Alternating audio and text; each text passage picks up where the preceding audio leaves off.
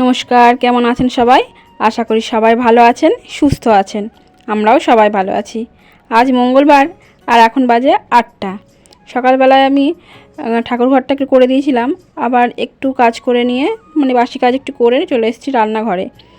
শুধু নাইটিটা একটু বদলে নিয়েছি, 2-3বার কাপড় কাচা হয়ে গেল সকাল থেকে। যাই হোক, স্নানটা হয়নি, স্নানটা পরে করবো, আজকে সময় পাইনি।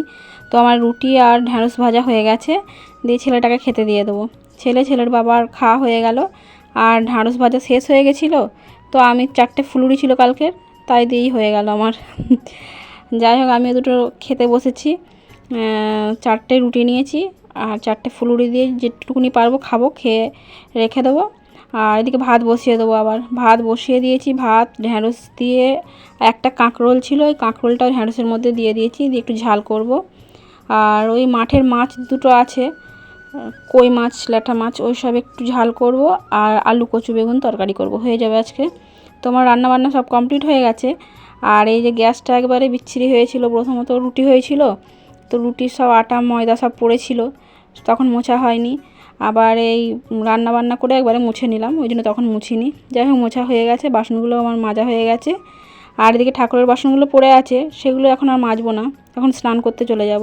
তো স্নান করে আমি চলে এসেছি। স্নান করতে আজকে প্রায় আমার 2টো বেজে গেছে। আর স্নানটা করে নিয়ে এবার খাওয়া দাওয়া করবো। আমি আর আমার ছেলে এখন খেয়ে নেবো, আর ও যখন আসবে তখন খাবে। এখনও মাঠ থেকে বাড়ি আসেনি, তো একটু পরে এসে খাবে। ওরও হয়তো 3টে বেজে যাবে খেতে। তো আমরা খাওয়া দাওয়াটা করে নিই। আর আজকে প্রচুর শরীরটা খারাপ লাগছে, তাই একটু বসেই আছি। ছেলেটাকে বললাম আয় খাবি আয়, দিয়ে দুজনে মিলে খেয়ে নিলাম। এদিকে আবার ও চলে এসে খেতে দিয়ে দিয়েছি, খাচ্ছে।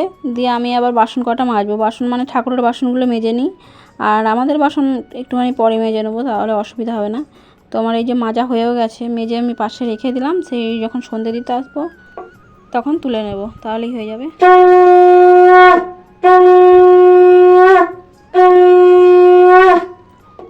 সন্ধ্যা আমার দেওয়া হয়ে গেছে, গিয়ে এবার একটু চা করে নেবো।